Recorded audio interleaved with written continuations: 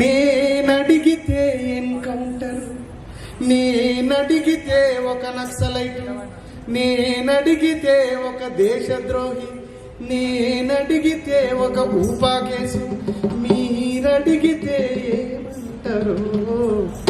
అడగవే అమ్మా, అడగవే అమ్మా, ఈ భారతదేశం వెలుగుతోందట, అడగవే అమ్మా. కలిగినోళ్ళ కలికి మేడ, మేడకెదుటే మురికి వాడ, కారులోన దొరల మోరు, కాలి కడుపుతో తిరుగుకరు. ఇదే నా దేశం మారిన తీరు, చూడవే పేదల కలిపోరు, రాజ్యముల రాజకీయ జెండాలు తప్ప మరేది మారలే. అడగవే అమ్మా, ఈ భారతదేశం వెలుగుతోందట, అడగవే అమ్మా. ఉన్నవాడు మేడ మీద మేడలెన్నో కట్టుకుంటే, పేదవానికి ఉన్న నీడ నేల కూలి చెదురుతుంటే. ఇవే నా మార్పుకు ఆనవాళ్ళు, అప్పులతో నెత్తిన ఎత్తిరిరాళ్ళు, కోట్లలో మునుగుతున్న దేశాన్ని నేను, కోట్లలో మునుగుతున్న దేశాన్ని నేను, అప్పులలో మునుగుతున్న రాజ్యాన్ని నేను, ప్రశ్నిస్తే నేరమే. అడగవే అమ్మా, ఈ భారతదేశం వెలుగుతోందట, అడగవే అమ్మా.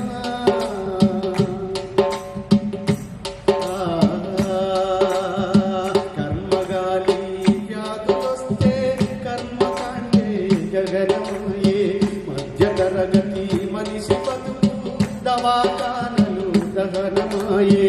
కర్మగాలి వ్యాధులొస్తే కర్మకాండే మార్గమాయే, మధ్య తరగతి మనిషి బతుకు దవాఖానలు దహనమాయే.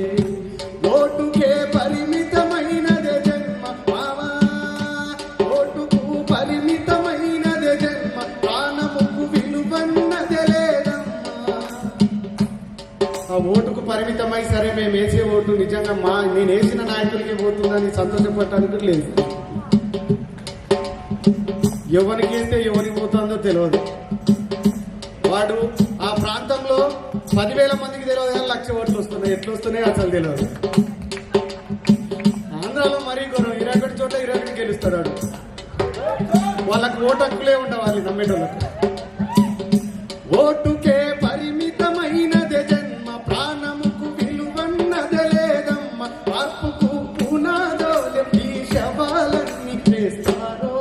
అడగవే, అడగవే అమ్మా, ఈ భారతదేశం వెలుగుతోందట, అడగవే అమ్మా.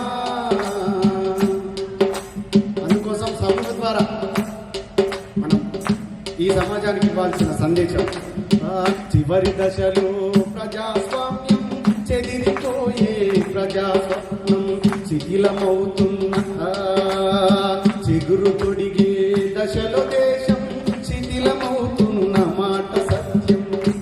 అర్థమే అర్థమే లేనిది, అర్థమే లేనిది భారతమని గుణాలకు పెట్టని పేరైందమ్మా. శ్మశానమైన ప్రశాంతమెంతో మన దేశము ఘోరమే. అడగవే అమ్మా, ఈ భారతదేశం వెలుగుతోందట, అడగవే అమ్మా, అడగవే అమ్మా, ఈ భారతదేశం వెలుగుతోందట, అడగవే అమ్మా, ఈ భారతదేశం వెలుగుతోందట, అడగ